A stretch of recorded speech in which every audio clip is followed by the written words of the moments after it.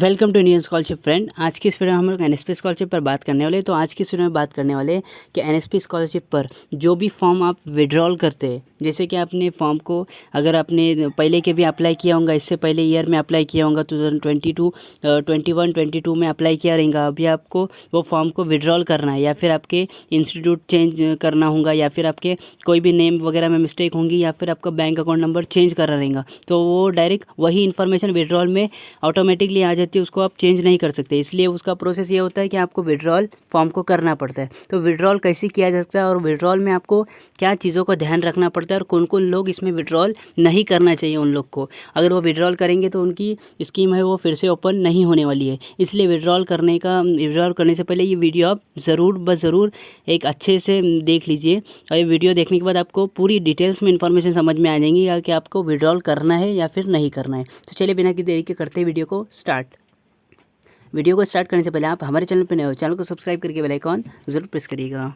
यहाँ पर हम आ चुके हैं एनएसपी स्कॉलरशिप की ऑफिशियल वेबसाइट पर। इसका लिंक मैंने डिस्क्रिप्शन में दे दिया। जैसे इसके ऊपर क्लिक करेंगे फर्स्ट लिंक के ऊपर, तो यहाँ पर आप पहुँच जाएंगे। पहुँचने के बाद यहाँ पर देखिए, यहाँ पर किस भी इसमें नीचे स्कीम्स नज़र आए, उसमें जिसमें भी अप्लाई किया होगा, तो यहाँ पर से मैं आपको एक फॉर्म लॉगिन करके आपको बता रहा हूँ। तो अब मैं फ्रेश फॉर्म लॉगिन करके आपको बता रहा हूँ। यहाँ पर ये फ्रेश पर क्लिक करूँगा, तो फ्रेश पर जैसे ही क्लिक करूँगा तो फ्रेश पर क्लिक करने के बाद आपको फ्रेश फॉर्म लॉगिन करने के लिए ऑप्शन आएगा। तो यहाँ पर देखिए मैं फ्रेश पर क्लिक किया। यहाँ पर अभी एप्लीकेशन ID पासवर्ड वगैरह डाल के मैं आपको बता रहा हूँ। पर मैं अभी लॉगिन हो चुका हूँ। ये स्टूडेंट का एक फॉर्म है, यहाँ पर मैं उसको लॉगिन कर चुका हूँ फॉर्म। तो यहाँ पर करने के बाद यहाँ पर देखिए आपको नज़र आ रहा है विड्रॉल एप्लीकेशन। यहाँ पर आपको साइट में नज़र आ रहा होगा, इस साइट में इस तरफ यहाँ पर आपको नज़र आ रहा होगा विड्रॉल एप्लीकेशन का ऑप्शन नज़र आ होगा। ये जो भी आपने इन्फॉर्मेशन डाली है, जैसे कि एप्लीकेशन फॉर्म पर मैं आपको क्लिक करके बताता हूँ, ये जो भी आपने इन्फॉर्मेशन इस स्टूडेंट ने डाली है, जैसे कि उसका डोमिसाइल स्टेट होगा या फिर स्कीम हो गई, पोस्ट मैट्रिक प्री मैट्रिक जो भी, और नेम हो गया, डेट ऑफ बर्थ हो गया, फिर उसके बाद आधार नंबर हो गया, मोबाइल नंबर, ईमेल आईडी, और नीचे आने के बाद यहाँ पर देखिए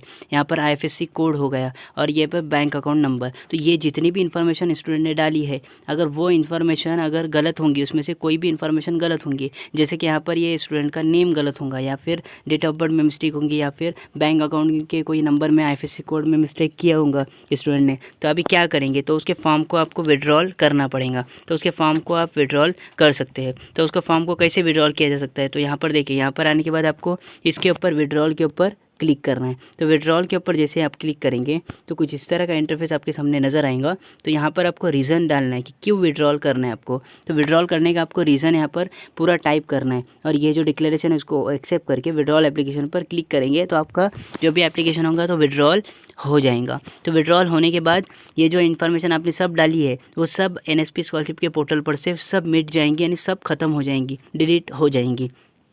तो आप फिर से न्यू फॉर्म अप्लाई कर सकते हैं। तो आपसे फिर से न्यू फॉर्म अप्लाई कर सकते हैं ये सब विड्रॉल डालने के बाद। तो अभी ये विड्रॉल के बारे में मैं आपको थोड़ी सी इन्फॉर्मेशन बताने की कोशिश करूँगा। तो विड्रॉल कोई भी कर सकता है स्टूडेंट, जैसे कि आपने रजिस्टर किया, अभी रजिस्टर करने के बाद यहाँ पर इस तक आ गए, यहाँ पर एप्लीकेशन अभी पूरा फिल करना है, लेकिन आपको समझ में आ गया कि मैंने नाम गलत डाला या फिर आपने बैंक अकाउंट का नंबर गलत डाला या फिर डेट ऑफ बर्थ वगैरह कोई भी मिस्टेक कर दी है जो कि एडिटेबल नहीं है, जो एडिट नहीं हो सकती। तो अभी क्या करें, तो फॉर्म को डायरेक्ट आप विड्रॉल कर सकते हैं और फिर से रजिस्टर आप हो सकते हैं इसके ऊपर। अभी बात करूंगा कि पिछले साल जिन्होंने अप्लाई किया था 2021-22 में जिन्होंने अप्लाई किया था, अभी उनको विड्रॉल करना है। तो अभी वो विड्रॉल करेंगे तो उनके क्या प्रोसेस होता है आगे, तो उनको भी सेम एज इट इज़ वही प्रोसेस होता है। जैसे कि आप लॉगिन करेंगे एनएसपी स्कॉलरशिप के पोर्टल पर, जैसे आप लॉगिन करेंगे तो वो जो आपका फॉर्म होता है तो रिन्यूअल के लिए लॉगिन करेंगे। तो रिन्यूअल के लिए लॉगिन करने के बाद उसी एप्लीकेशन ID से लॉगिन करेंगे, आप न्यू रजिस्ट्रेशन नहीं करेंगे पहले।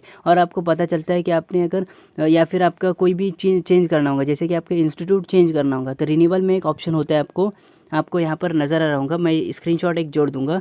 तो रिन्यूअल में एक ऑप्शन होता है कि आपको जो इंस्टीट्यूट वगैरह होता है वो सब आपको डालने का ऑप्शन नहीं आता है, या फिर आपका जो नेम होता है, डेट ऑफ बर्थ होता है, जेंडर होता है, या फिर आपका बैंक की डिटेल्स होती है, अकाउंट नंबर होता है, IFSC कोड होता है, और ये सब इन्फॉर्मेशन आपको एडिटेबल नहीं होती, यानी एडिट करने का ऑप्शन आपको नहीं मिलता है। तो अब आप क्या करें, तो अब आपका अगर कोई भी मिस्टेक हो गई, जैसे कि आपने न्यू अप्लाई किया था प्रीवियस ईयर में, उस ईयर में आपका जो इंस्टीट्यूट था वो वही था जिसमें आपने अप्लाई किया था, अभी आप अप्लाई कर रहे हैं लेकिन आपका इंस्टीट्यूट है वो चेंज हो चुका है, तो आप क्या करें, तो अभी इंस्टीट्यूट चेंज हो गए तो आपको कंपलसरी है कि आपको विड्रॉल करके फिर से न्यू अप्लाई करना पड़ेगा, आपको रिन्यूअल में फिर अप्लाई नहीं करना पड़ेगा। और फिर अभी न्यू अप्लाई करेंगे विड्रॉल करके, तो ये प्रोसेस मैंने आपको बताया, इस प्रोसेस से आपको विड्रॉल करना पड़ेगा। अभी क्या होगा कि आपने विड्रॉल किया तो आपको जाके फिर से रजिस्टर करना पड़ेगा। आपको विड्रॉल करेंगे तो आपकी जो भी डेटा एनएसपी के पास सेव था वो सब आपको वहाँ से डिलीट होता हुआ दिखाई देगा, सब आपका डिलीट हो जाएगा एनएसपी के द्वारा।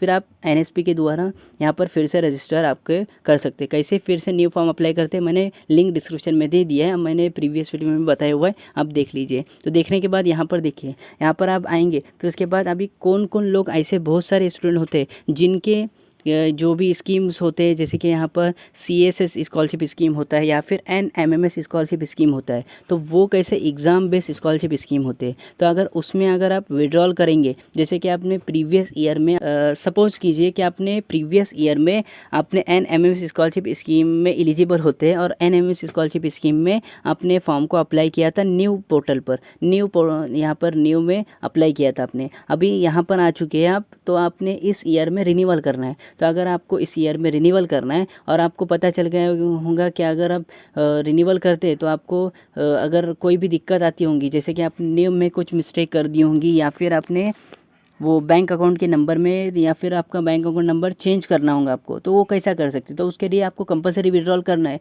लेकिन अगर आपने विड्रॉल कर दिया और फिर से फ्रेश फॉर्म अप्लाई करने के लिए आप गए तो फिर वो स्कीम आपकी ओपन होने वाली नहीं है, क्योंकि जो एग्ज़ाम बेस्ड होते हैं जैसे कि CSS स्कॉलरशिप स्कीम और NMMS स्कॉलरशिप स्कीम, तो ये एग्ज़ाम बेस्ड जो भी स्कीम होते हैं ये दो ही स्कीम एग्ज़ाम बेस्ड होते हैं, तो ये दो स्कीम आपके फिर से ओपन नहीं होने वाले। क्योंकि इसमें आपको कैसा 8 में अप्लाई करना पड़ता है, 8 में आपको जो भी एग्ज़ाम होता है वो देना पड़ता है, 9 में आपको न्यू रजिस्ट्रेशन करना पड़ता है, 10th में आपको रिन्यूअल करना पड़ता है, 11th में रिन्यूअल करना पड़ता है, 12th में फिर से रिन्यूअल करना पड़ता है। अगर इसमें एक भी प्रोसेस में अगर आपने रिन्यूअल करते वक्त अगर आपने फॉर्म को विड्रॉल किया और फिर से फ्रेश करने की कोशिश की तो आपकी स्कीम ओपन नहीं होंगी। इसलिए आप एग्ज़ाम बेस्ड जो भी होंगे, जैसे कि CSS स्कॉलरशिप स्कीम में जो आपने अगर एलिजिबल होंगे, तो आपने अगर पिछले ईयर में अप्लाई किया होगा, न्यू में अप्लाई किया, अभी इस ईयर में आप अप्लाई करेंगे रिन्यूअल में, अगर आपको बैंक अकाउंट नंबर चेंज करना होगा या फिर इंस्टीट्यूट आपका चेंज करना होगा, तो उसके लिए अगर आप विड्रॉल करने के लिए जाएंगे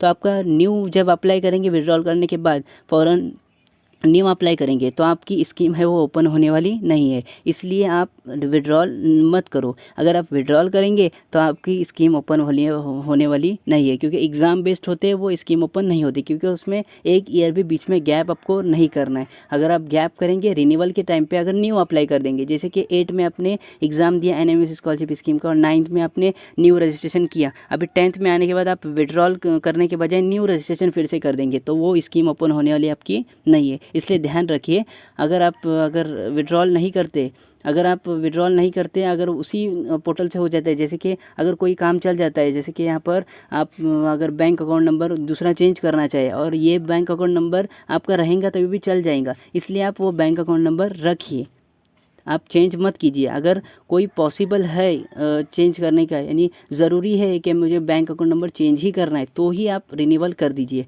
क्योंकि रिन्यूअल के लिए पेमेंट के लिए भी ऐसा होता है कि आप रिन्यूअल करेंगे तो पेमेंट के लिए आपको रिन्यूअल का पेमेंट 100% सक्सेसफुल मिलता ही है NSP स्कॉलरशिप के पोर्टल से, कि वो स्कॉलरशिप रिन्यूअल के लिए मिलती ही है। लेकिन न्यू का ऐसा नहीं है, अगर आप न्यू में मेरिट लिस्ट में सिलेक्ट हो गए तो ही आपको स्कॉलरशिप अमाउंट मिलती है, अगर मेरिट लिस्ट में सिलेक्ट नहीं होंगे तो आपकी स्कॉलरशिप अमाउंट नहीं मिलेंगी। इसलिए आप रिन्यूअल का कैसा है कि कंफर्म है, रिन्यूअल में पैसे मिलते ही है, इसलिए आप इस ईयर में अगर रिन्यूअल कर रहे होंगे तो आपको ज़्यादा से चांसेस में आपको विड्रॉल नहीं करना है। अगर आप विड्रॉल करना ही चाहे, अगर आपके कोई भी, जैसे कि आपको बहुत ही ज़्यादा ज़रूरत है, इंस्टीट्यूट ही आपका चेंज होगा है तो आपको इंस्टीट्यूट ही चेंज करना है, क्योंकि इंस्टीट्यूट चेंज करना एकदम अनिवार्य यानी ज़रूरी है, तो आपको अब कर सकते हैं।